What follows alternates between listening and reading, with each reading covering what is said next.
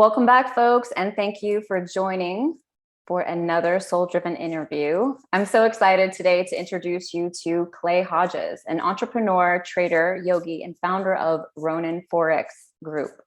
After multiple overdoses and near-death experiences, Clay has used spirituality and mindfulness to learn finance and overcome severe drug addiction. Now Clay helps other people find freedom in their life by guiding them on their way around the markets through developing a healthy mindset and positive work ethic. Welcome to the show, Clay. Thanks for having me. Crush the intro. I just got my hair in my mouth while I was talking. Yeah, I saw that. That was great. Yeah. Yes. Well, thanks so much for joining us. I am super pumped to just kind of jump into everything today. But I always start with my question for each guest: what makes you soul driven? What makes me soul driven? Man, it's the only way to be. I'm only happy when I'm soul driven. When I'm not soul driven and when I'm clay driven, dude, everything goes out the window. It just clay driven just messes things up for sure. So soul driven is the only way to be, really. If we can tap into that, then that's where, at least I know that everything's going to be all right if I'm coming from the soul driven place. When I'm coming from clay driven place, that's when I'm thinking too much and, just either off in left field or just super lazy. It's one or the other. Soul driven just keeps me going and keeps me online. And when I'm soul driven, I know where to go, and I can be tapped into that conscience and that, that inner voice, that inner guidance, that really just guides me, and just have faith. And it's much easier to have faith being soul driven. So how do I stay that way? That's a different question, I guess, but The daily path. I love how you put that though, soul driven or clay driven. I think that's a really very practical way of looking at that difference. I think that sometimes when people hear soul driven, especially if they aren't necessarily don't consider themselves to be a spiritual person, they think soul driven, what that sounds kind of really large and vague and maybe super religious or something. Right. But when you put it in context, soul driven versus clay driven, it's very easy, because I think everyone can relate to that, right? Knowing when that ego is taking over and it's driving the car and it's making the decisions, versus being in that flow with life, where things are easy and they feel good, and you're living from the heart versus. Yeah, so soul driven, it's easy for somebody to be like, God, get out of here with that new age stuff. But really, soul driven, clay driven, I'll just make up my bed later, or I'll just not fold these clothes, or just whatever. Clay driven could be anything that's just not in my best interest, and really just when I know that, yeah, make the bed, just be nice, take some pride in what it is that I'm doing in this gift of a life that we have.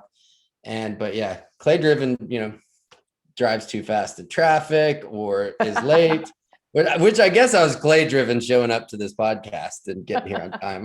Well, I'll just be accountable for that. You were 4 minutes late. That doesn't really count. Well, yeah, but soul driven clay is dude, you got to be accountable.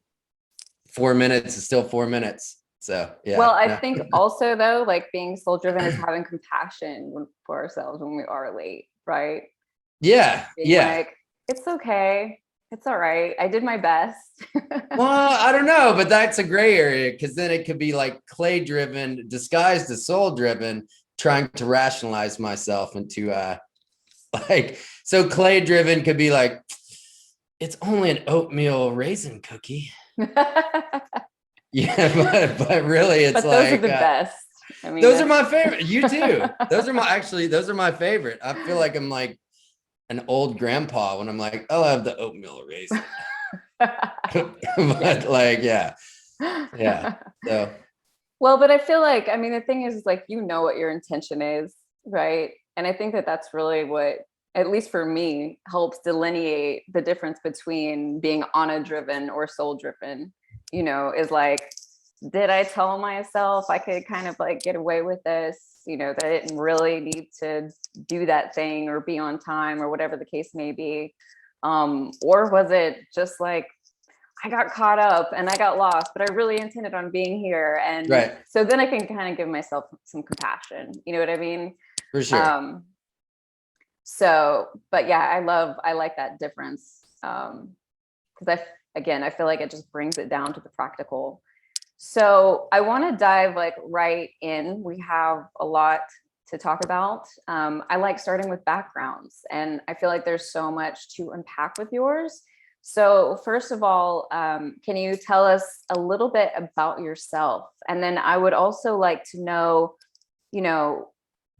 as I shared again, just for folks who may not have been listening, Clay has a background, multiple overdoses, near-death experiences. And so I'm very curious to know a bit about like where you're from and what was it that like led you to addiction?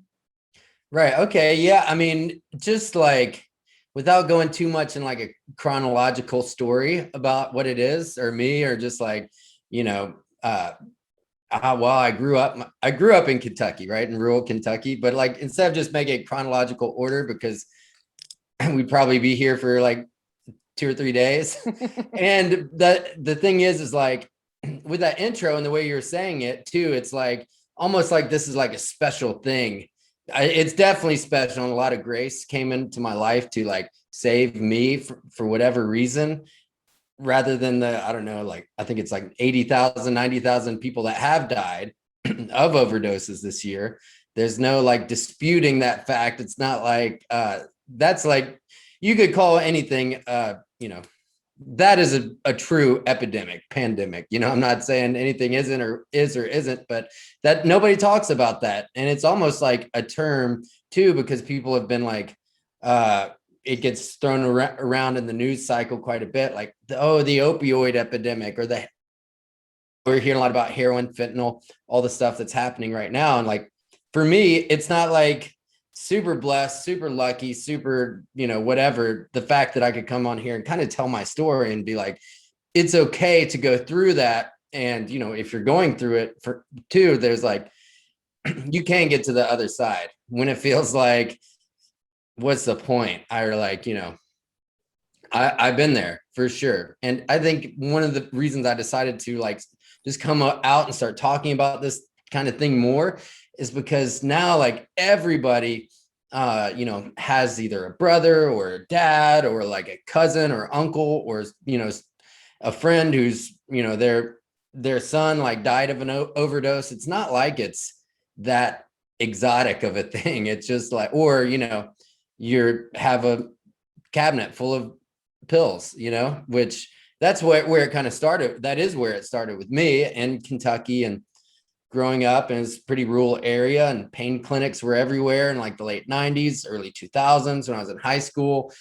And so that was kind of like the norm, it wasn't like I was doing heroin and stuff like right off the bat, but it was, pills were super exciting, which I think now it's like, that is what like I hate to say the kids or whatever, but that is what, because there's so much heroin and fentanyl now that, it's not, because I have a friend who works in the recovery field, and I'm like I used to teach yoga at a treatment center, one that I actually went to. And so like, it's pretty crazy how younger people are getting when they come into treatment, and how fast that they move to something like, shooting dope. Right. So, and for me though, it started and I was in high school, and Oxycontins were like, pretty normal. Xanax, like, because there's pain clinics everywhere with like, cash doctors where you come in and it would just set up to just like be just a cash cow for pharmaceutical companies and doctors that were in on it. And a lot of people got hooked and are still hooked on that. And a lot of people died. And that's just the way it is. And a lot of people are still dying from that. And sorry. No, you're fine. You're fine. So for you, it was something that like you just kind of came into in high school, just yeah. So, but it was normal. available? It was like, yeah, I mean, it was like, no, for one, nobody knew really what those were and how bad they were, like how strong they were. And it was just like that was around. And I just kind of wanted to be cool. And I was like, started smoking weed. And then like, oh, cool, I'll try some of that. And then it's not like it's not like that all of a sudden I was just like downhill from there. Like, this whole journey at first was fun. And it was so, for me, it's kind of what everybody did, at least it seemed like, So so let me ask you this, because I kind of grew up in like a rural town as well. And I felt like, I mean, when I started drinking when I was young. Pills were never much of a thing for me. I was always trying to get high, like get up, like be like more excitable, more whatever. right. I have ADHD, and so I'm always got a little bit of like endysthemia, which is like a low grade kind of chronic depression. So I wasn't So were ever you taking trying to, Adderall? no. I mean, this was, but like when I found alcohol and those kinds of things, like for me, it made life more bearable in this Mm. small town. I was bored, quite frankly. And I mean, like, we would go out, it was in the mountains, so we would go out and do all kinds of things outdoors, but like, it just felt like it was a crutch because there wasn't enough to challenge us. I felt like everyone was just kind of going at the same pace, doing the same things. We were going to go to high school and then go to college and then get married, or maybe even not go to college and just get married. It was like, there was this path through life that we were seeing that was very narrow. And I felt like I know for myself, I think I enjoyed these things because it freshened things up. Like it made it a bit spicier, more interesting. Do you think that was similar for you?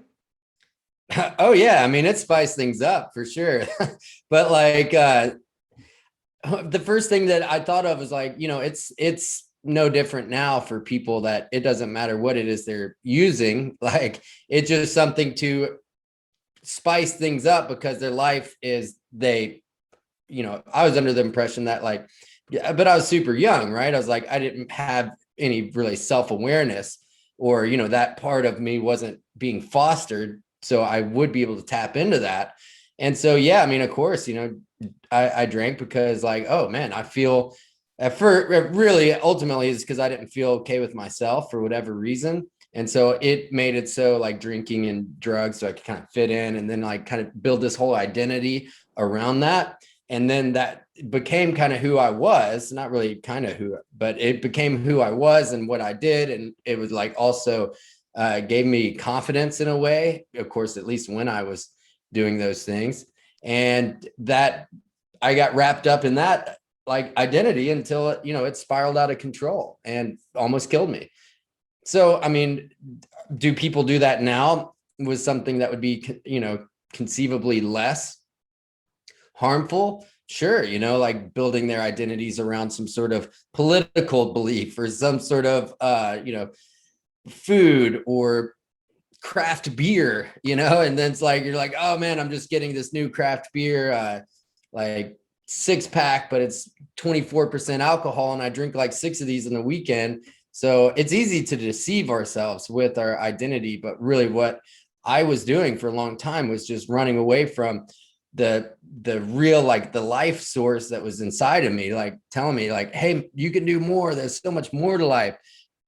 We're not, as children, we're not, but that side of us isn't fostered because we are conditioned with the belief of school, job, get married, kids, especially in, you're in North Carolina, pretty similar to Kentucky and Tennessee, the mindset there. And it's great, but at the time, it's just what people did. And like that, like those substances, of course, I got an affinity for it really fast, but it became super normalized. So later on down the road, when I'd gotten into a car wreck and hurt my back, and then got prescribed things myself, and the ability to go, I just, of course, like once I found out how easy it was, like then I was just getting scripts and like selling them and doing them and like Do you think that you have like an addictive personality, or do you think that it was more of like a internal conflict that led to the addiction? Let's see. I mean, both for sure. I mean, I definitely have an addictive personality, but what does that even mean? Really? Like, what does an addictive personality like? So I'm the type of guy though that like whatever it is, I'm gonna go all out, like for better or worse, whether it's, but I think everybody has that in them, the ability to go all in on things, but like, so it's either there's a lot of fear there. Uh, I think it's a great question. Like, what is an addictive personality? I think that's a great I mean, question to in a ask. way that kind of sounds like a cop out for me to be like, you know what, it's bad, but I have an addictive personality. The thing is like, that could, and I like, I'm not saying that in terms of like, that's like a norm almost for people, like to be like, okay, well, Johnny has an addictive personality. He's going to be in trouble. Well, really, Johnny doesn't have the things to stimulate him in a positive way that he could put it that creative force and like really create something huge for themselves. So like, I think that we have this massive well of energy inside of us that's creative energy, and not like creative like painting, that could be an outlet for that, but from the creator, from the creative source, from the universe, the same energy that's like, cells are dying in me and then they're being recreated and everything's working in this huge, like mind-boggling organism. So I can even like say these sentences. It's such a huge source of energy, and it's the same energy that's, you know, fueling the sun out there, fueling the air, fueling the grass, the waters, making them move. We have that same creative force in us. Now, when that gets like off in a certain way, or, it's could be intimidating. Like, man, when we were kids, we dream about all these things that we think we could be. And we're like, man, that would be cool. And like our imagination's going wild. And it's the universe telling us like, this source inside of us that, anything is possible. Really, you can do anything by tapping into this energetic thing that I don't know what it is really, to be honest. But now if that like, it's that same when we were talking about clay driven or soul driven, that's the same soul driven source that's inside of us. And when I'm tapped into that source, things are effortless, right? Like, I can come on here, I can just share my story. I can really give as much of myself, be of service, help you, help your listeners, and then go on and just like, after, like I said, I was going to go to yoga class after this, like go all in and really be as present as possible as that, and keep stacking wins and actually creating something in my life tapped into that. Now, the clay driven side is the same one that's going to be like, oh man, all this stuff is stressful. You got such a big schedule today. And like, man, like it'd be just a lot easier at the end of the night to like pop a Valium or take a Xanax, because I just want to get a good night's sleep, and trust me, I do, but I actually sleep way better than without that stuff. Right. Like, but that's the same voice that's going to say that. And then it's going to be like, clay driven side, you did pop that Xanax and God, that was pretty nice. And so then it just like clay driven side just takes over and spirals out of control to where like the point where I couldn't even tap into my soul driven side. It was there and it was just calling me, just like, what are you doing? You're so much better. And, it got to the point where I had to just shoot dope and take pills just to not even hear it anymore, just to drown it out. Same reason somebody's going to watch like 11 episodes of a Netflix thing, over the course of a Saturday, right? Because it's like, this is going to at least take me out of myself and what I've got going on. But really, what it is we have going on is this creative force that's within us. And this one thing that we have, which is just a miraculous thing creating itself. Life is just a miraculous phenomenon that's creating itself over and over and over again. There is no time. There is no beginning or end. It's just creation, just always pushing us. And we're just a part of it as it's unfolded, So if we could tap into that, that would be the soul driven source that is, man, a source of just unbelievable strength and power. But I went a little bit off in left field on that, but to bring it back, you know, drugs and alcohol were just something because like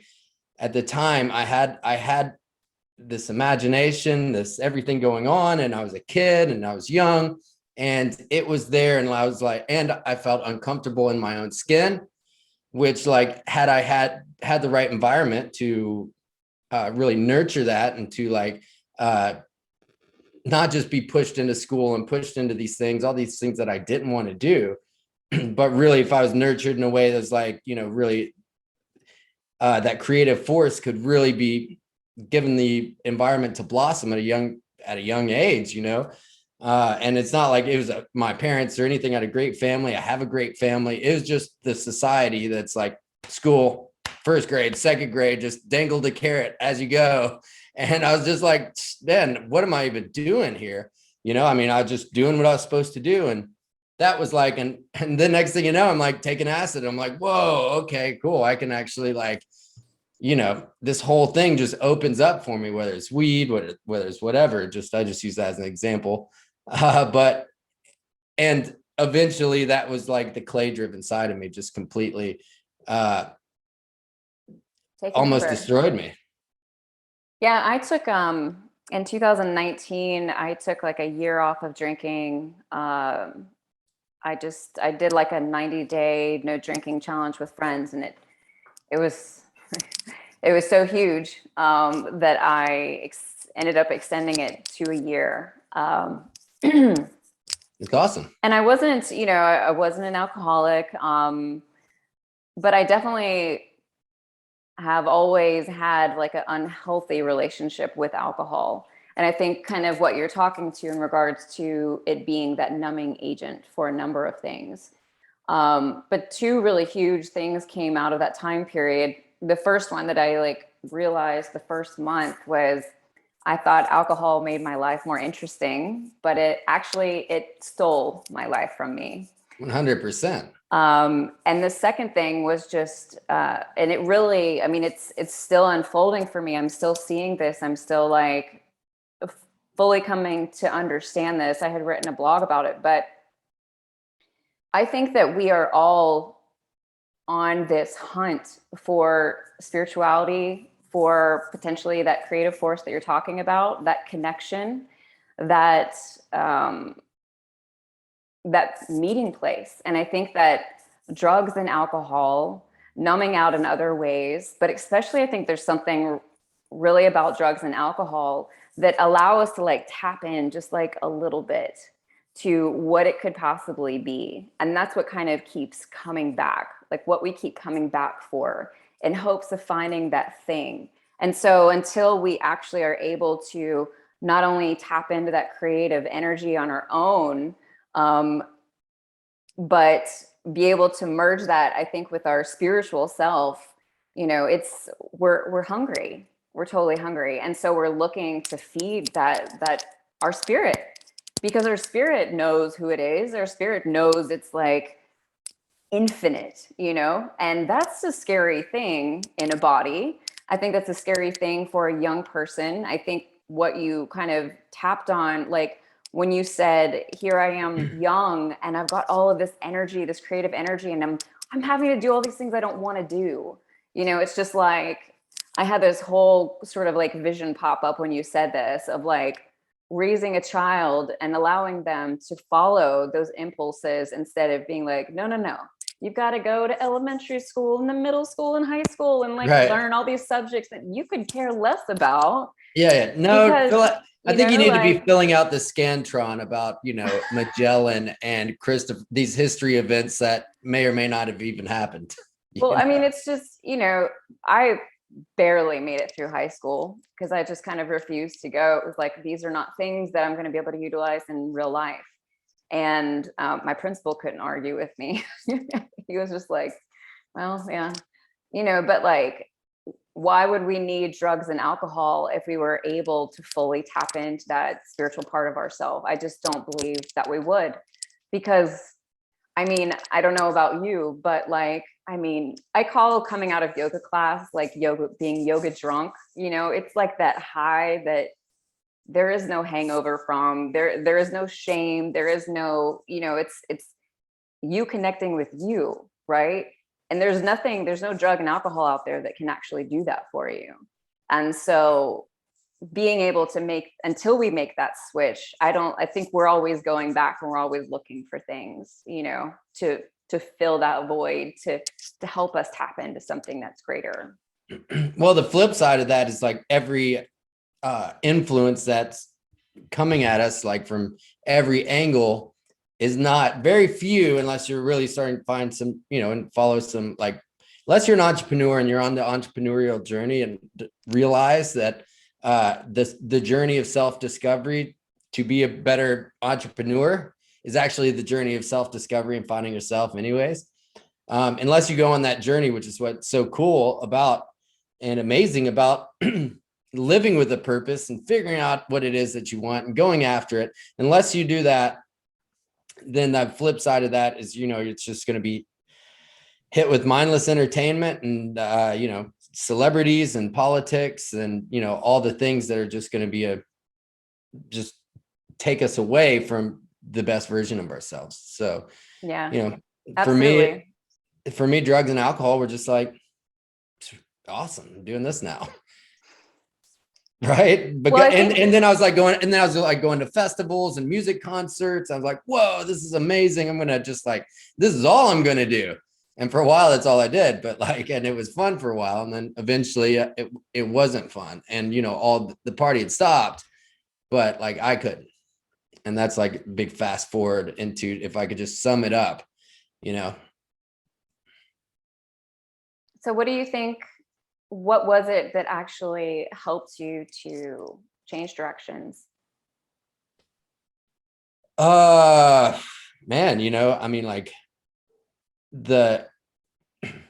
there was no consequence big enough that could stop me, unless I'm just being true, No, being honest. I 100% believe you. Right. Well, I mean, discussion before we started recording, and even in this discussion, you are clearly someone who is turned on, you are alive, you are you're in it, you're down, you're going, you're 100 miles per hour, that's you. Yeah. Well, thanks for better or worse. But I mean, I could, so the thought process before I answered that question was I could talk about, this incident and this one and this one, and there's too many we'd have time to talk through, and they're traumatic and, very, jail, car wrecks, hospital, getting beat up, my family wouldn't talk to me, just bottom after bottom after bottom, being dope sick for literally a decade on and off. I'd get clean for a little bit, and then I wouldn't, and then I'd be sick and desperate. And so but the thing is I wanted to say that there's no consequence big enough for anybody that is listening that might be there, be maybe they've had a few consequences, or maybe a DUI or a couple DUIs, or a huge argument with a spouse that you things got out of control, whatever it is. Your bottom's where you decide to stop digging, for one, and two, the only real grace came into my life in just a way that super blessed, but it's not like I'm blessed in that regard. It happens daily to us, and we just decide if you actually listen to it or not, which is, I guess, the soul driven one. But did you have one bottomed out event, or was it a multitude that just kind of kept coming? Yeah. So one of, the biggest part was the biggest bottom that I had it's eventually you get to a place where you're just spiritually bankrupt, and you can't even you don't want to live, you don't want to die. You don't know who you are. You're in a room by yourself. And I remember thinking man, even these walls don't want to look at me, and I don't want to look at them. if that could like sum it up a little bit, I try to have a drink and then the drink doesn't work, try to have a drug and they don't work, and like and life just doesn't work, but like Were you a functioning addict or no? for a while, yeah, for a while, yes and no. I mean, Like able to hold and down a job and participate in yeah, but I was like, normal society? well, I mean, I was a ski instructor and a fly fishing guide. So Oh, like, okay. I don't know. So like, yeah, I mean, they were awesome jobs, but then I eventually got fired from those. Right. So like, and a big part of the culture there was like drinking and partying and all that. And that's still like kind of me being an entrepreneur. Like, at least I can like go here and get clients and like talk with people and like help. And I love teaching people, always have. But that I was clean for a while. I'd been in and out, had some sobriety. I was in Colorado. I was living in a super small ski town. And the girlfriend I had at the time, she had cheated on me, and it was just like an unhealthy relationship. And I was crushed. And I don't say that in from a victim consciousness, like, no, it was actually the best thing that ever could have happened to me. But at the Sure, still time, hurt. at the time I was devastated. At the time, Yeah. my heart was broken. Right, I had, in retrospect, I'd built a whole identity around this relationship and like this girl and like her son that I really loved, and like I was like, okay, so like I'm her boyfriend, she's my girlfriend, we're like have this thing, this is our place, and it wasn't like that I have my life, she has her life, and we have this partnership. Who I was wrapped up in this relationship, which I guess you would call it is the definition of codependency, which I'm sure most of us can relate to that.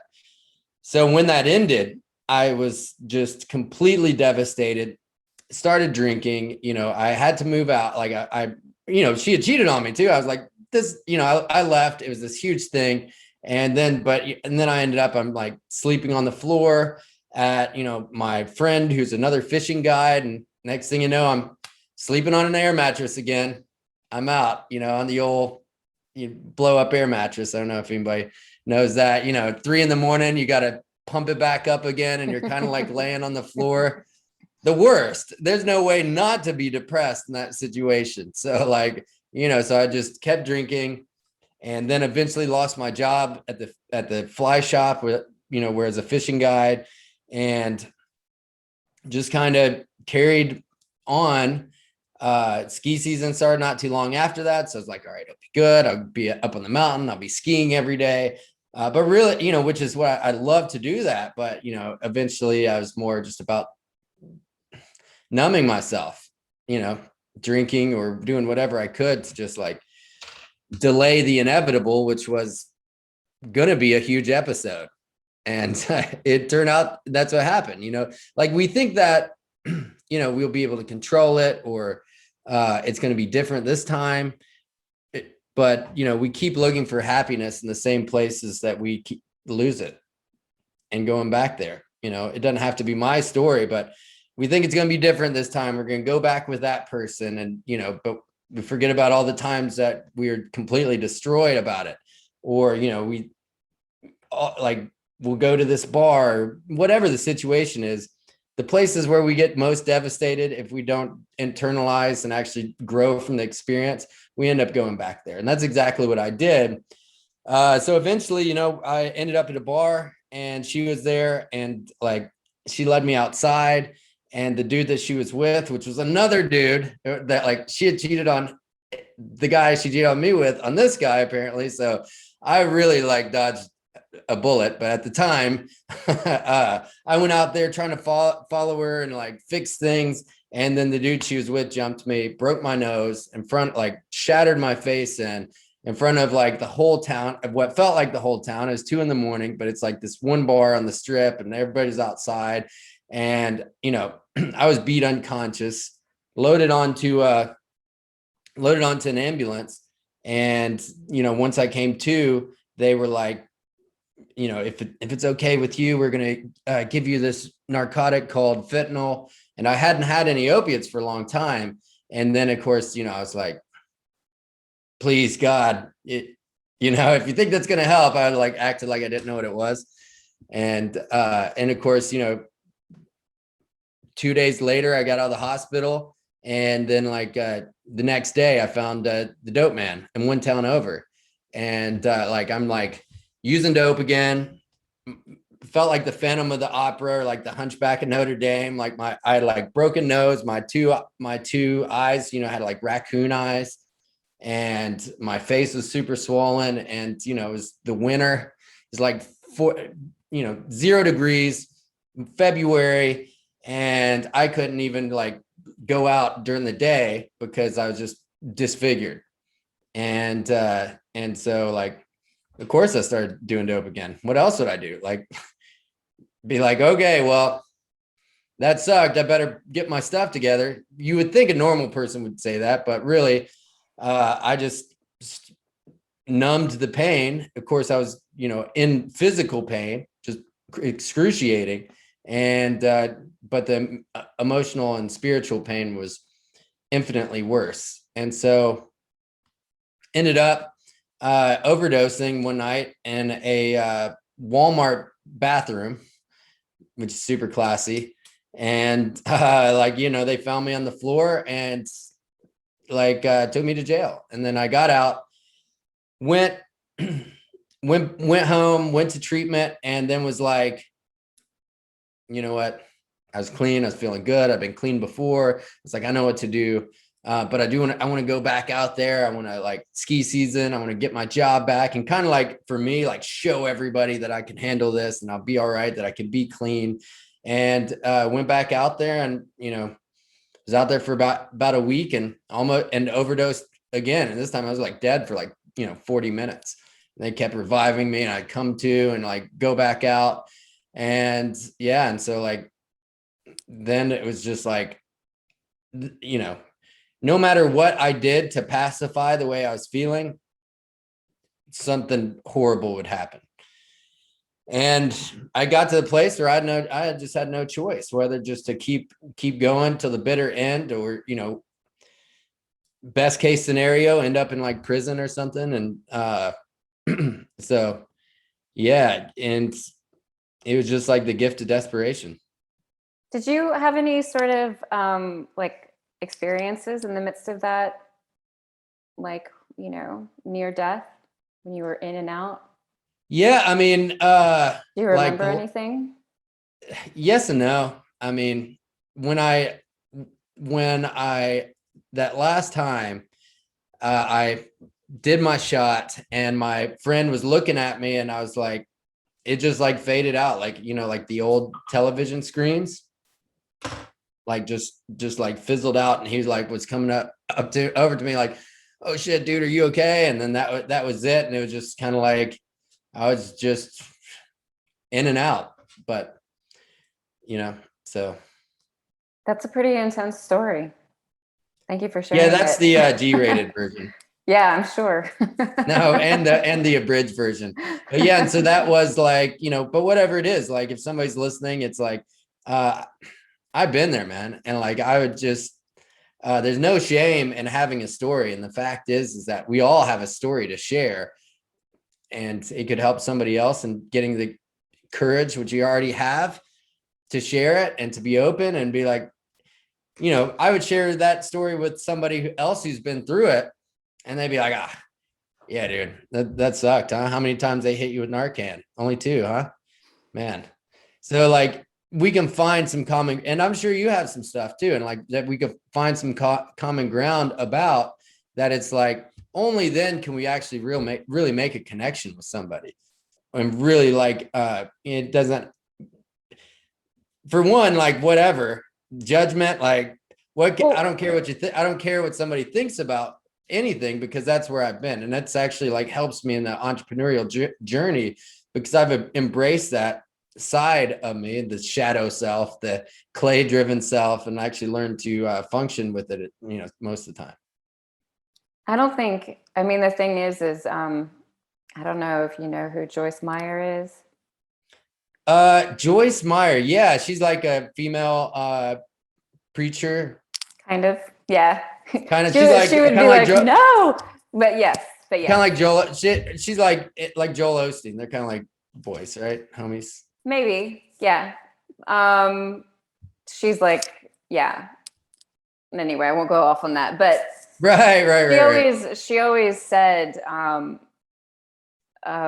mess, your miracle, and I Yeah. think that that's absolutely what every story is. I just don't think that, um, there should ever be any room for judgment when we're hearing people's stories, no matter how messy it is, no matter what it is that happened. I mean, I believe everything happens for our benefit, and everything isn't always nice and pretty and light and love and all of that crap. I mean, the majority of us really have to go through it in order to wake up, really have to experience pain in order to decide what it is that we really want. We have to fight for it. We have to fight for our life. And I think that we all do that in different ways. And I don't think that there's any one better or worse way to go about it. It's just Yeah, and not. ultimately, I put myself in that situation. So Well, for like it, sure, for you know, sure. But how much experience, the thing is like how much experience and compassion it gives you when it comes to everyone else that you come across in your own path and in your life. I mean, that's just enormous, because people who don't go through things like that, who don't find themselves in messy situations or in places where, like, they have no self-respect, they don't understand other people who trip up and fall. They don't have that wherewithal, and then they don't have that ability to connect. And because of your story, you have this enormous ability to connect with people from all walks of life. well, yeah, thank you for one. And two, I think anybody that would hear that and be like, oh man, I just can't relate, you know, they may or may not be completely honest with themselves about their own shortcomings. So like for me, I had to go down that road. I didn't have to, but maybe I did, who knows, but like to kind of have a certain awakening. But if you're like, man, looking at yourself in the mirror and you're super overweight, but you've never taken a drug before, and you hear a story like mine and you're like, oh man, I just can't relate. But what it is that your biggest, and the thing that's calling out to you the most is right in front of our faces. Or maybe you don't spend enough time with your kids, or then there's a super issue with selfishness or self-centeredness or whatever it is. I guarantee unwrapping that stuff and actually trying to get to the heart of it would be a painful journey. Would it be completely worth it? 100%. But it's like becoming completely honest with ourselves that, like, man, I have some things to work on, and you don't have to be like beating yourself up about it, even though, look, I've been the king of that for sure. But having the compassion and stuff that we were talking about at the start is huge. But we all have a place that we like. Our greatest version of ourselves is looking at us every single day, and we have the option to move towards that. We have the option to move away from that. For a long time, I moved away from that, and and it just became a snowball that, next thing you know, I'm on the floor in the bathroom in Walmart. And the crazy thing about that is, like, they woke me up and I was like trying to like not like get out of the ambulance just so I wouldn't even be there. And I was like, look, I got this on my own. Like the denial that we can be in is just so thick that, it'll smother us for sure. So yeah, but we all have, I'm sure you're familiar with Ram Dass, right? And he said, like, this is all just grist for the mill of our own awakening. Every single thing that we go through is the criteria given to us to awaken at any point in time. Now, like, my criteria was super heavy and graphic, and but at this point now, I wouldn't trade it. I wish it happened like 10 years ago, so I'd have a little more time.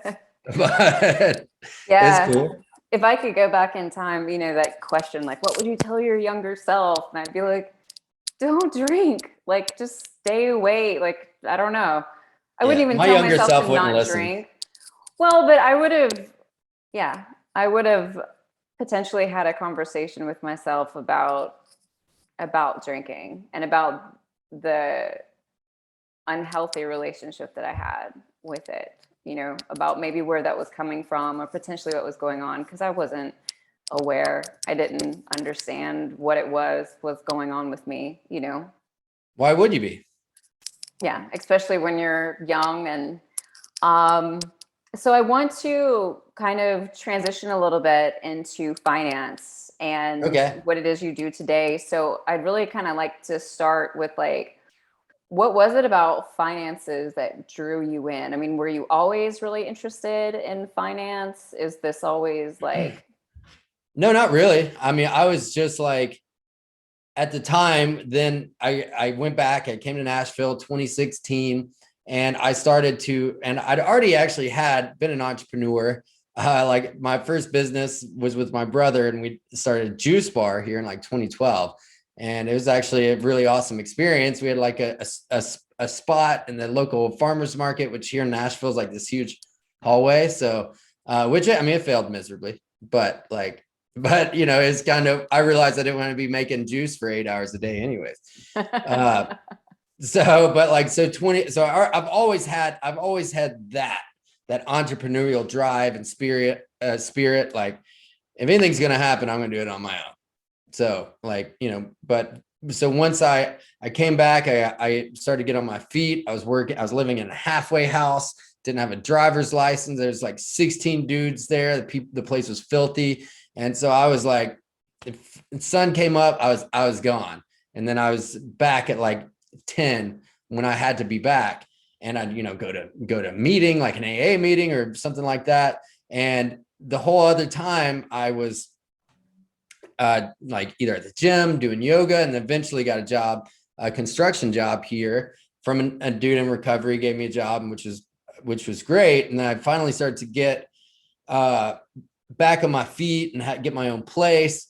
And then I was like, God, there's got to be more life than this, right? Like, you know. And so then I started like, and it was just this chain of events, you know. I found different entrepreneurs, like, and then like started listening like Jim Rohn and like Les Brown.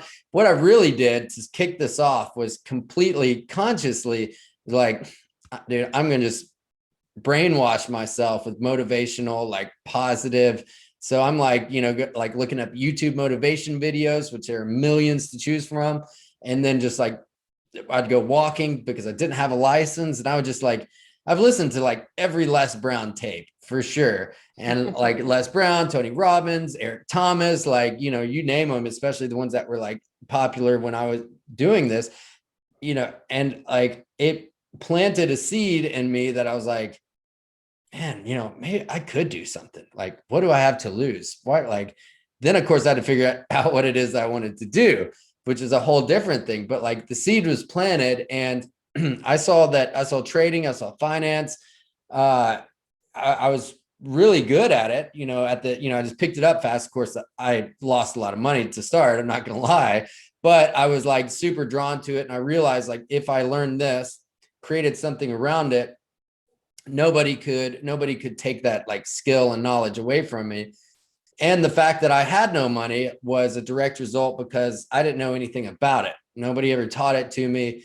You know, it's not in the standard curriculum. And instead of like learning about taxes and finance and investing, we learn about Christopher Columbus and, you know, like all these things that are like you know, algebra, calculus.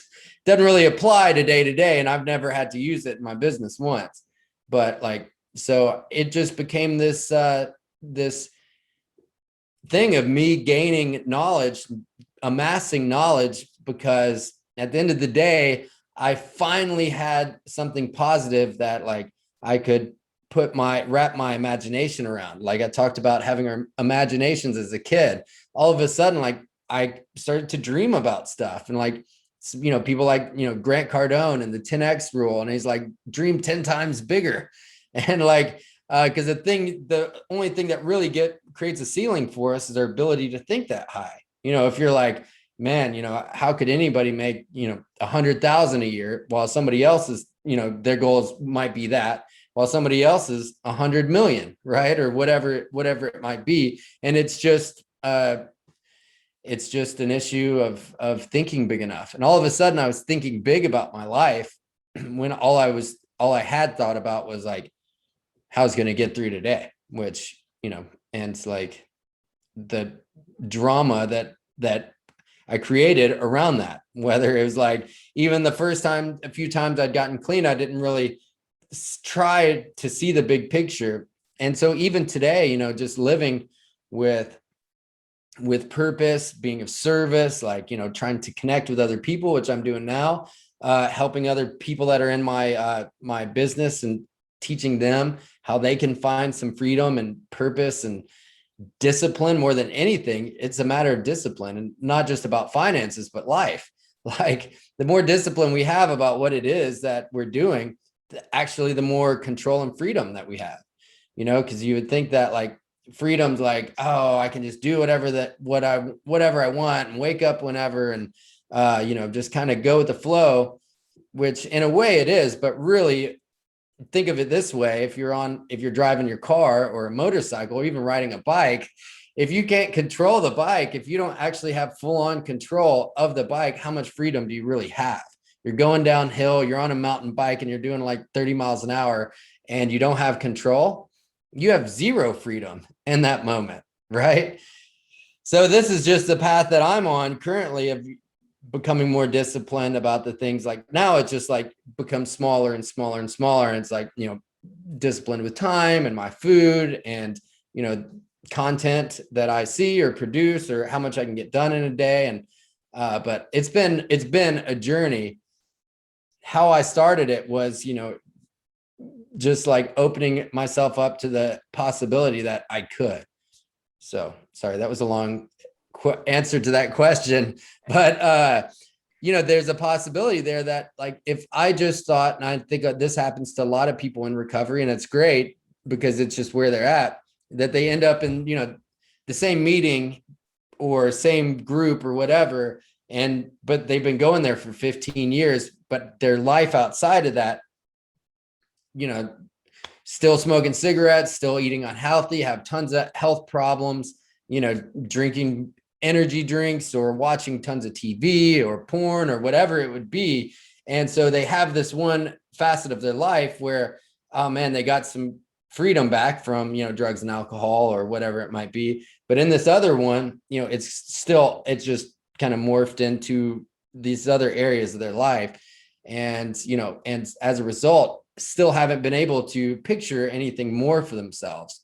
And like, I couldn't stress enough how just huge that, just like writing down what it is that you want and not limiting yourself, and then just doing that over and over and over again. And that's what I started to do. I started write down my goals of like, and make them, and they were just so big that like I wouldn't let myself be like, God, dude, that's just stupid, right? I just like kind of stream of consciousness, writing it down, like, almost like where that come from. Like, oh, I'm fluent in Spanish. I'm a New York Times best-selling author. I own like 10 houses. I've created a business. I have, am fit and comfortable in my own skin. Just like all these different things. Those are all things that I've written. Maybe I wrote them today, right? So like some of them were, but just like take it from the ether, take it from up there, goes into your mind, put it down in your head, put it on paper, and start to do that. And like, that's an exercise that everybody could do after listening to this podcast.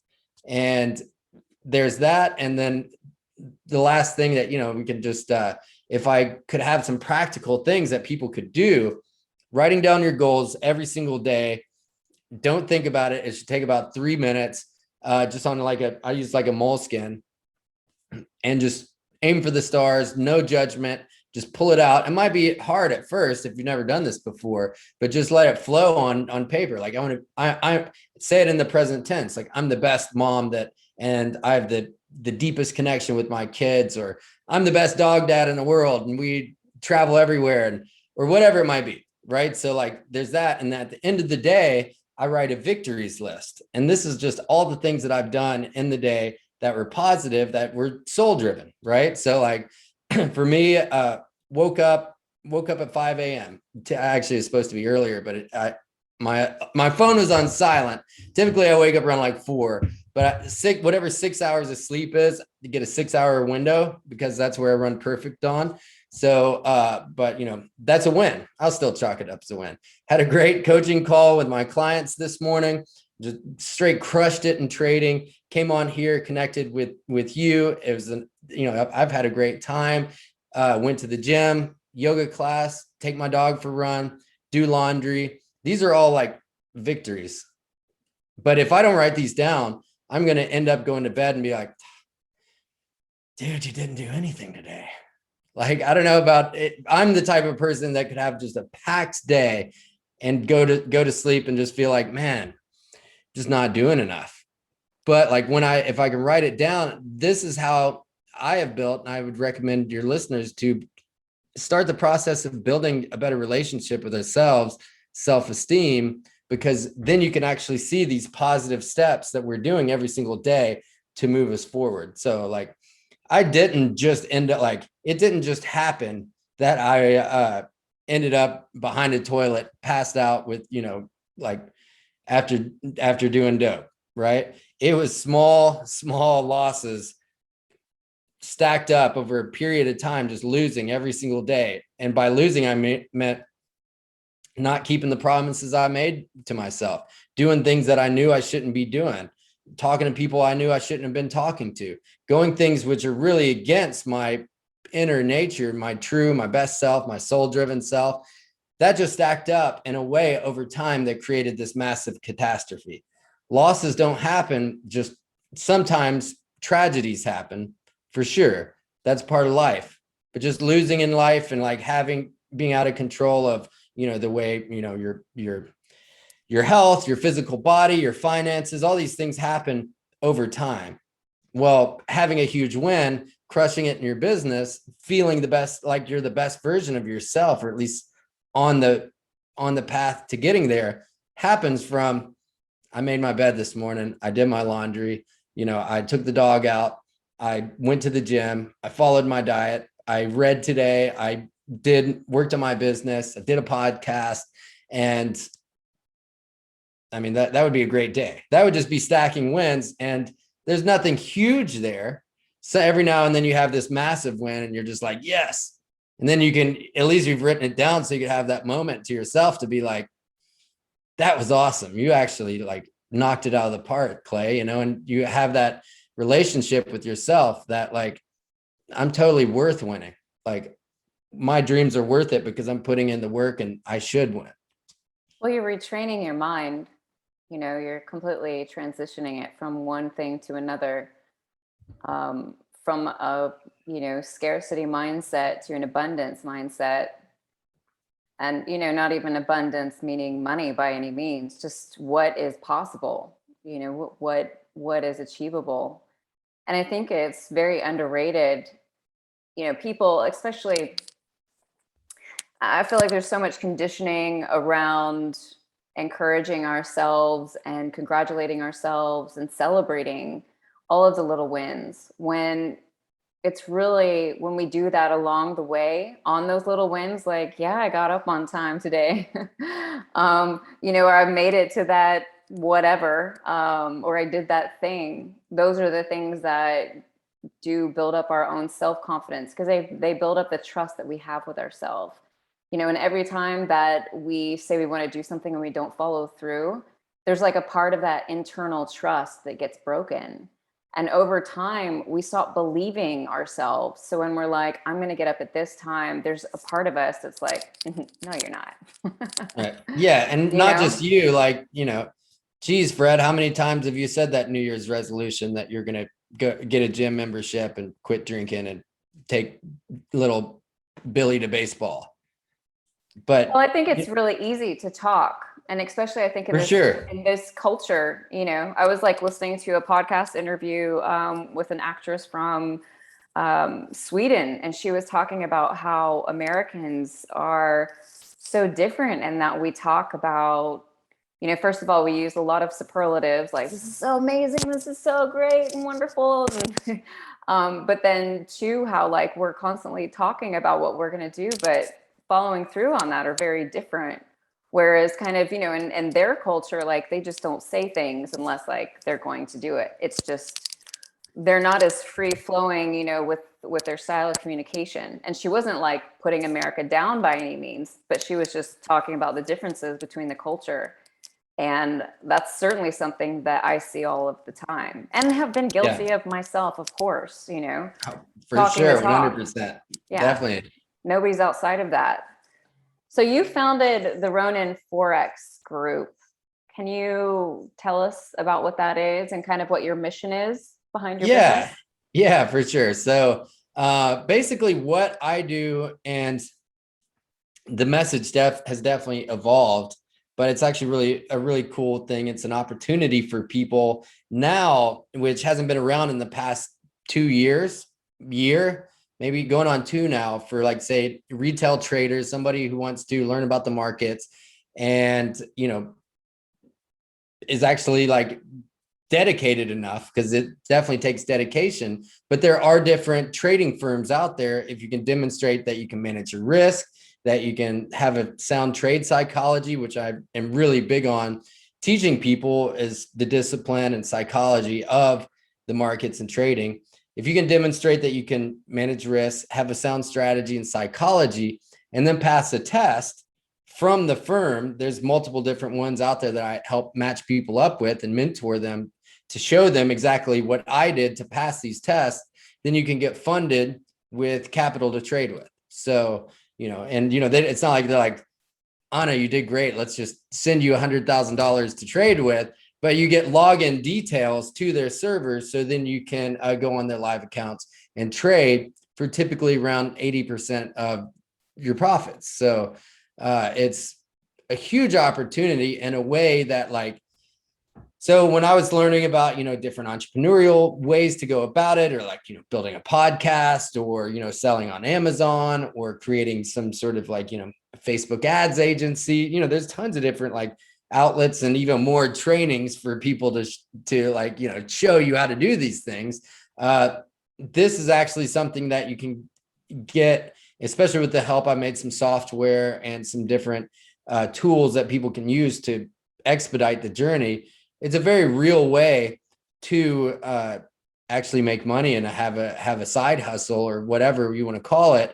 And eventually, quit your job and actually, trade with a significant amount of capital, but in a relatively short amount of time. So just to clarify, and this may be a poor example, I'm not really sure, but so my brother was a poker player. He started playing poker in college, and he started getting really good. And he got so good, he was starting to enter like large championships and those kinds of things. And he got a backer who would basically give him all the funds to, attend these events and play these games and all of this. And then he got to take a percentage home.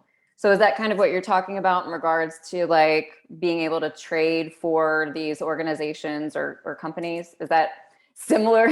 Yeah, for sure. I mean, it's I know you weren't making that kind of connection between like poker and trading, although for most retail traders, that's just what it is gambling. If you don't know what you're doing and don't have like an actual edge and can't manage, don't have the instructions to manage your risk, and it starts out as gambling for everybody, just be honest, but that's kind of like the structure of it.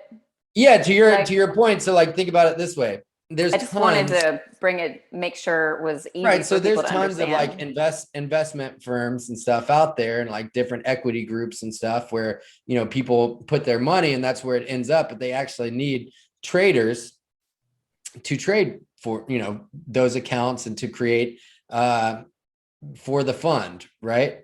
So it's basically, you're taking a test to be one of their traders. And if you pass the test, then you can trade their capital. So it would be different than like oh, Clay, you're crushing it in the markets. Let me invest X amount of money into you. It's rather actually like, Clay, we have this huge amount of capital here and we need traders, but you need to pass a test to show us and demonstrate that you know what you're doing and that it would be safe for you to trade with our capital. If you can do that, we'll give you access to X amount and for a percentage of our profits. So in your Forex, what it does is you work with people to help them pass that test, that initial, like, growth period, I guess, of really learning the business and those kinds of things so that they can be able to go have the responsibility of trading for a fund. Right. Yeah. So so with Forex, that means we're mostly trading in currencies like, Euro, USD, yen, Aussie dollar, whatever it is that, whatever currencies. Typically I stick with like the major ones. And then also some commodities like gold, silver. Don't really do too much in crypto. Like, I mean, I'm definitely a fan of it, but it's not like my specialty. So I stick to the major fiat currencies and some commodities, maybe some indices like the S&P 500, Dow, NASDAQ, but typically the most accessible is Forex, at least in my experience. So I, have programs that take people, if they want to just learn on their own and they're a beginner and they just kind of like, let's see what this is all about, to, if you want to be mentored by me one-on-one or in a group atmosphere. And in that group atmosphere, the people that we bring on are people that are already intermediate to advanced, typically intermediate. They know what they're doing at least, right? And so then we show them different strategies and more than anything, helping them to get in the right mindset so they can go to that next level, because that is such a high ceiling. And, it's not about strategy. That's a little bit of it, but really it's about containing the same emotions that, greed, unable to have a trading plan or trading too much. It typically boils down to greed though, and scarcity. So getting those things dialed in, giving them some tools and software and trade manager and bots that I created to help them trade, which I'm not a coder, by the way, that's my idea. So, so I had somebody help us create and design, which we've been using with some really good success. It gives everybody the tools. So if they want to go to that next level, we can, help match them up and guide them, which are the best and which aren't, because as you can imagine, there's some that you don't want to do business with as well. So in my mind, and I mean, I think that I know that spirituality and even talking about mindsets and positive outlooks and these kinds of things are very important to you. And I think, kind of in my mind, I feel like initially I'm thinking like finances and spirituality are like two completely different things, right? Obviously in my heart, I know differently, but I feel like for some folks who are thinking about this, I'd love for you to just kind of talk about how these things really blend together for you. Yeah, for sure. For sure. So on my journey, which I'm still on, by the way, Forever. forever. So but it started out like I was in, just horrible shape, just unhealthy, could bear, I was not doing too hot. Let me put it that way. So really the first thing where we can get the best results and the fastest results, if we're trying to just I got to change everything. I'm like super inspired by this podcast and I want to be better. You probably don't want to open up a trading account because it might not go well. But what you can do is start going to the gym, start running, start really fueling that energy body that we have in us. And the fastest way to get results and build self-confidence is with the physical activity. So for me, it was rebuilding my body. Like I said, I was doing construction. I was starting to get healthy in my body where I was. And then came my spiritual or my mind, right? So body, mind, I started to rewire everything, listening to motivational speakers, podcasts, reading books, like writing down my goals. And so now body, mind, and then came the spirit part of it. I started to find different yoga teachers and gurus and like different meditation practices. And so once that started to stabilize and like all of these, it's not like it's just like if we're talking like graphs, it's not just like that. It's like we're making higher highs and lower highs, right? So we're doing this. But once I started to feel better and those things started to become alive again, then it's like, oh man, I don't have any money, right? So like, how can I fix this? And so that was the journey, and that's how they're all tied together, is that if I want freedom in my life, I can't overlook the financial side of it, because like, you could be the fittest dude out there or girl, but like, if your money's out of control or you don't have any and no way to come in and you're still working a job that's like unfulfilling and you're there all day and a drain, well, you got to fix that. So, but for me, it was and is the path. And and this has happened to me before, if I make a lot of money and I'm not ready for it, what am I going to do with it? Well, I'll tell you what I did. I blew it, right? I bought some nice watches and like took some expensive trips, and and that was a lesson. So the universe only gives us what we're prepared to handle at the time. So, trading is an area where like you could crush it and have some awesome results. Same thing with why people win the lottery and end up, just broke in 2 years, or, pro athletes.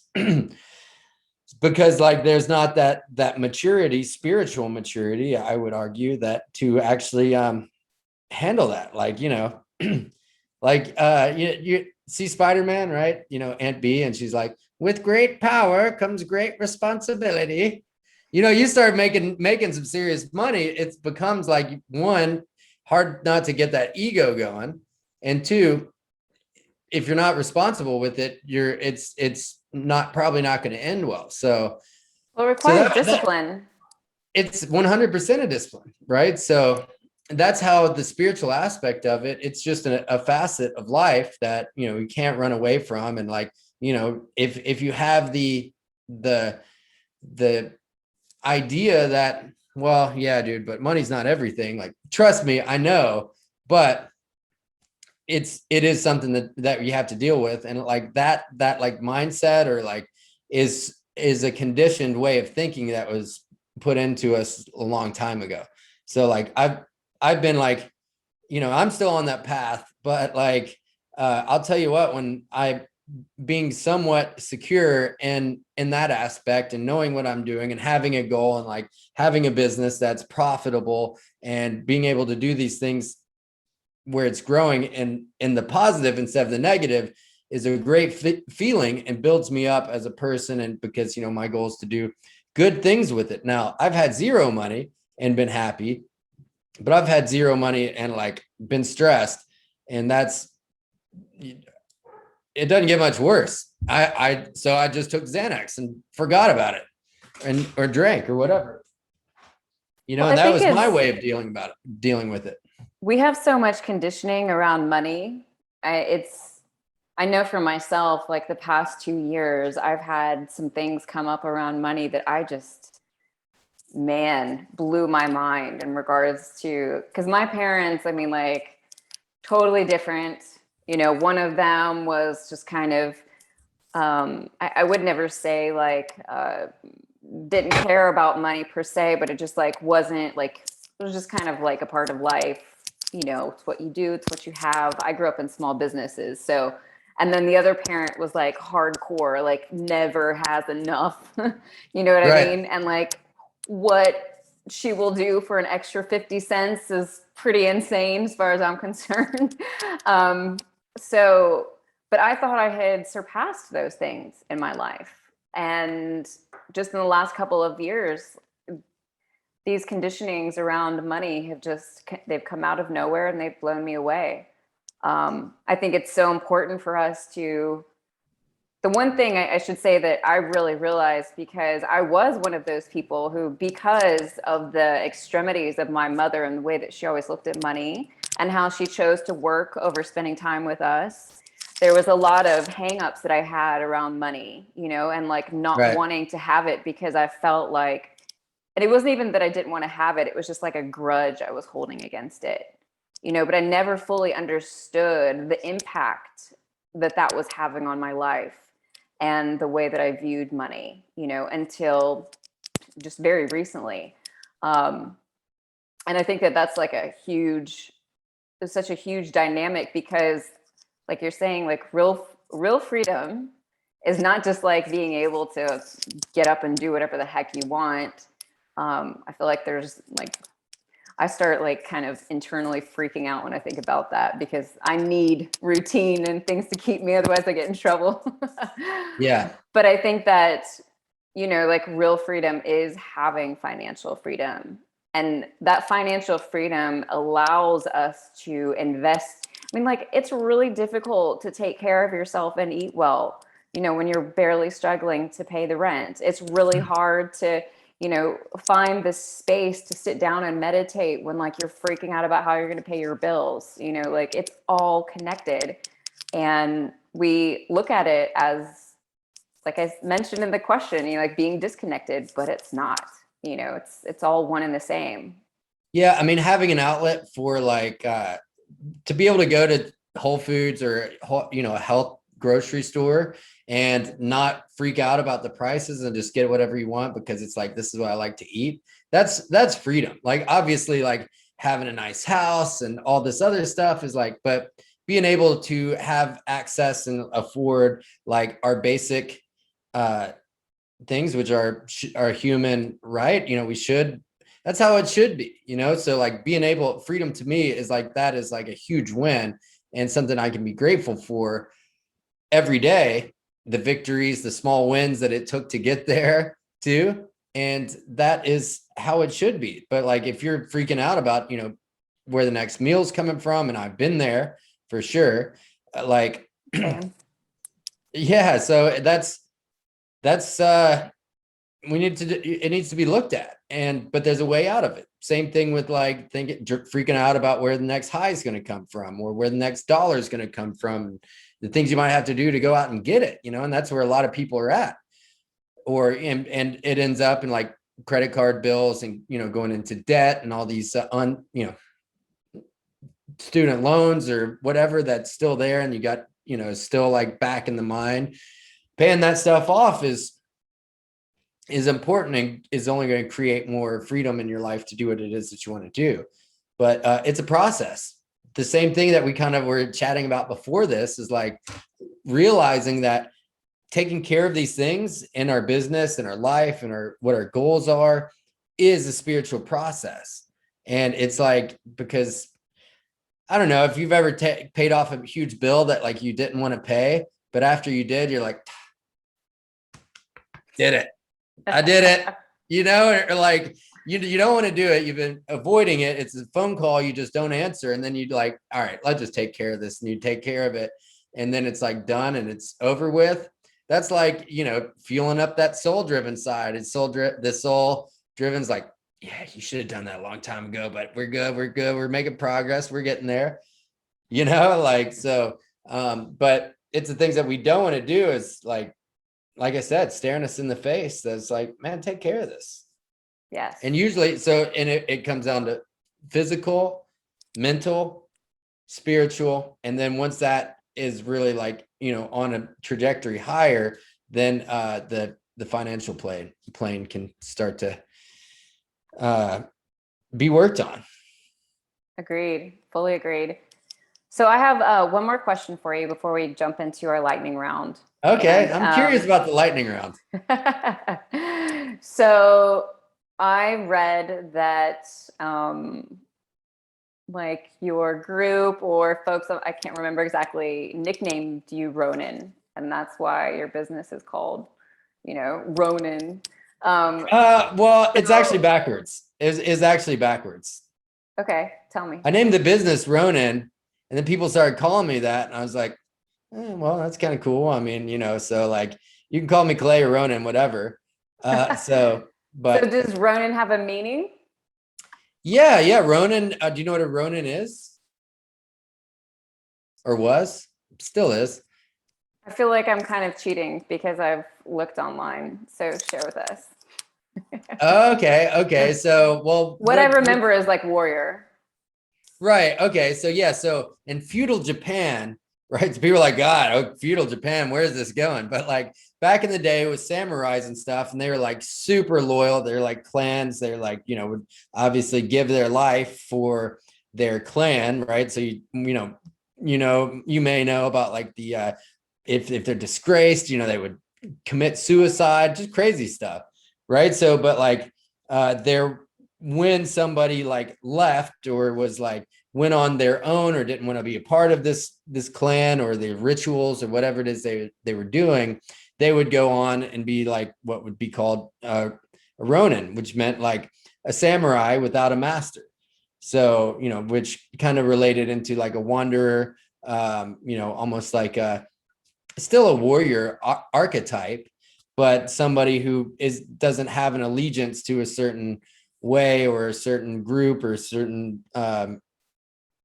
way of being, and is forging their own path. And forging your own path is the way of the warrior anyways, right? It's the warrior's journey. Nice. So but that's what a Ronin was. There's some great movies and books. 47 Ronin's a pretty cool one. It came out not too long ago, like 10 years ago. Yeah, if you wanted to kind of get brushed up on that culture, and it was just like something that I was thinking of, like, I'd been reading about that kind of history and those people, and it just came to me and really fits. And I think anybody could like internalize that credo of like, you don't have to be like, oh, samurai warrior, like what? I mean, but you could be a warrior in your life, like going against your own conditioning, the clay way, the clay driven way, going against that and living towards a higher purpose is the way of the warrior, and like that is where you're going to find your true path. And it's where, at least that's been my experience. Some people might find their path in watching reruns of The Office, but I doubt it. But it's so good. Oh, right. You're like, damn, he knows I'm queued up on season 4, episode 3. I'm actually taking a break right now. Okay, thank you. Okay. No, I'm a fan of joking. all that. No, I'm a fan of all that stuff. And don't get me wrong, and there's no judgment in there, but like I might not wake up tomorrow, man. Like there's gonna be a day where I'm not going to. 100%. There's very few things that are certain in life, but that is right. So this morning could have been the last one, right? And so like it's doing, there's no time in life for that. I mean, there's a time and place maybe for a little bit, but Do you ever watch TV or no, like movies or anything? no, I don't have a TV. Yeah. Okay. But I mean, so like if I do, Well, like it'll be like, laptop or anything? well, I mean that this is a desktop, but like it would be like a YouTube video of like Sadhguru or like, some sort of maybe entrepreneurial thing, or like maybe a 10-minute Russell Brand clip. I like his stuff, but like, or at least where he's going now. But like, other than that, I think I was thinking about like going and seeing the new Bond movie, right? But I know I'd be like wanting to check my phone, like in a way is like I got messages, I've got, people, I've got trades going in the market. And yeah, I mean, maybe it'd be nice. I don't know. I honestly though, I would rather like sit in that chair for like 30 minutes with my eyes closed and like do some sort of, and just enjoy that. But it's been a lot. Your listeners like, all right, this dude just crazy. But it's been a long transition. Like I've seen all the classics. I used to love movies. I still do. Like it's But just where you're at right now. I think that, and there's nothing wrong with it. Like you're full force ahead with what it is that you're doing. You're really like focused and passionate, and like there's just nothing wrong with it. I mean, yeah, no, I'm not like defending myself or anything about it. Like it's just like uh I don't even have time to do it. yeah. But like I do that on purpose. Like, my day is just like it's just kind of like on, just knocking things out like in a good way. And it's just like I don't even know where I would uh fit the time in there. So like, but that's the life of an entrepreneur. I Awesome. mean, at least that's been my experience, but I'm trying to win. So if you want to win, like, like I'm trying to just make it happen on a level that's massive, and office reruns aren't going to get me there. Like, I'm not an Elon Musk fan. I'll just say that, but he's probably not, he might be watching office reruns, but like, some of these big entrepreneurs, they're not doing that. I mean, unless I'm completely wrong, but I'd assume Tony Robbins isn't like, watching, I don't know, TV. Maybe if he does, he's like scheduled it out like a month in advance. His assistant's like, well, Tony, today's your movie day. Well, he talked about, and we're totally getting off course here. So Yeah. It's all good. I mean, if people have hung on, if they've hung on this long, they're like, yeah, they're no, seriously. Tony talked about how he was really hardcore until he met his wife, and that she was just like he had like not ever had. I can't remember what, there was like a story about how he had like never had like, or I shouldn't say never had, but like hadn't eaten ice cream in like 20 years or something, because he was so Really? hardcore. Yeah. And she was like, no, you're going to have some ice cream because ice cream's fun and good. Right, because ice cream's fun. That's true. That's true. And so like she helped him to kind of like even out a little bit from his like Tony, you know what I mean? Like being hardcore about everything. But Yeah. I just feel like there's different seasons in our life. Like I've been that entrepreneur who did absolutely nothing but be an entrepreneur for many years. Like I've been through those things, and then I've like gone out of whack and like come back and like balanced. And as we get older and as we change and we go through different periods in life, like certain different times call for different things, and Right. to each their own completely, Maybe I need some yen in my life, like Tony. But She'll bring in the ice cream, like, here you go. well, I'd be like, man, I had ice cream yesterday, but okay. Well, that's good. See, you're still Yeah. balanced. Yeah. Maybe it's not TV, maybe it's just ice cream. That's cool. But it was like half a spoonful. No, Oh I'm just no. kidding. I was No, gonna I didn't have say. ice cream yesterday. I had a Klondike bar on a boat 2 days ago, and the guy, one of the fishing guides, was like, we have some ice cream bars in there. And I was like, sure, I'll do it. That was it. Yeah. Yeah. 2 Eat days for ago. me, I'm lactose intolerant, so I can't have like a lot of those things, even if I wanted them. So Well, I think I am too. Like if I can't like do like a whey protein, it destroys me. But like the ice cream, it's all right. I can dabble into the dairy. all right, you ready for the lightning round? Yeah. Let's do it. Let's do it. If any listeners hung around for this, like you're a champion for sure.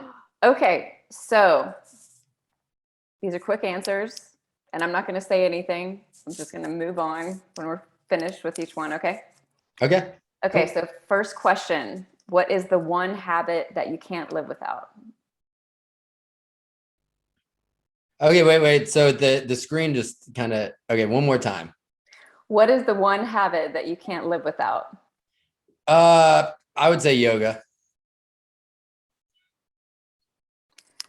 That's a good one. Okay, number two, what does spirituality mean for you? Oh man, this is going to be a 20-minute answer, but I would just say striving to be the best version of myself every day. That's like perfect. Not 10 minutes. Oh, well, I mean, if you want to go on, we could sketch another episode. It'll be part 2, his second answer of the lightning round. Okay, number 3. What is your advice to anyone who's looking to find their purpose? Definitely it's going to be all right. Like, if you're listening to this, like you made it this far, you may have not been through the same stuff I went through, but you're here. You've been taken care of well enough to be listening to a podcast right now. So like, just keep going and know that, God or the universe has got your back, even if you don't believe that's true. And maybe one day you'll come around. If you don't, that's fine too. That really doesn't matter, but we're taken care of in a bigger way than we think. Okay, last question. It's a big one. You ready? I don't know that look. I'm like, I don't know, man. That's about what you got. What is the best place for people to connect with you online? Oh, okay. All right. My Instagram. So it's just my name at clay.b.hodges. Like, I have website and all a bunch of different places to go, but that's like, you have a link tree and you got different places to, different links in there. And I have a free Telegram community. If you are interested in trading, the best place is to join our free Telegram. And I send updates and, it's all market related. So, if you want to just hit me up on Instagram, I do get quite a bit of messages, but I will get back to you. And it is actually like me and not an admin answering those. Just be like, man, I heard you on Anna's podcast and, I thought it was great. And this is where I'm at. And feel free to hit me up. Awesome. All right. Well, thank you so much for your time today, Clay. And yeah. What a really journey. Appreciate it. For sure. We'll have to have you back. Yeah, no, anytime, for real. Yeah, I'd love to. All right, folks. So if you were inspired by today's interview, make sure to find us on YouTube and leave a review. Be sure to check out the Soul Driven Collective or sign up for the email list to receive podcast updates and helpful resources. And don't forget, when we invest in ourselves, the world benefits. Until next week. Thank you.